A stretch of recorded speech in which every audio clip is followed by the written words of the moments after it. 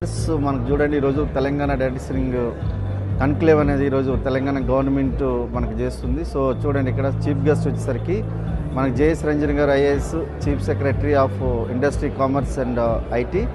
అలాగే మనకు guest of honour వచ్చేసరికి చూడండి మనకు డిఎస్ చౌహాన్ ఐపీఎస్ గారు principal secretary and consumer affairs food and civil supplies and commissioner of civil supplies government of Telangana.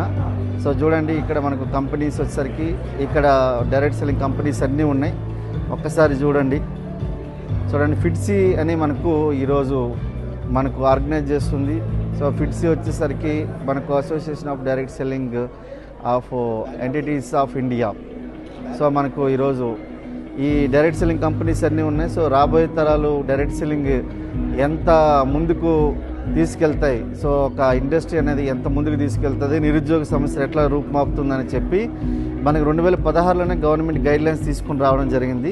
ఆ గైడ్లైన్స్ ప్రకారంగానే ఈరోజు మనకు డైరెక్ట్ సెల్లింగ్ కంపెనీస్ అన్ని వర్క్ చేస్తున్నాయి. అలాగే 2021లో చట్టం తీసుకుని రావడం జరిగింది, కన్జ్యూమర్ ప్రొటెక్షన్ యాక్ట్.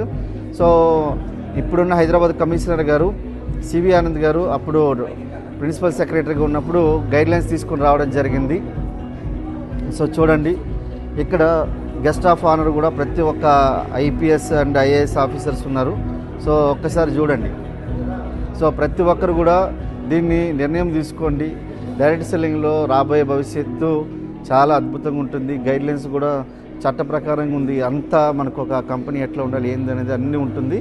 సో ప్రతి ఒక్కరు let's come and join. So wish you all the best. Thank you very much.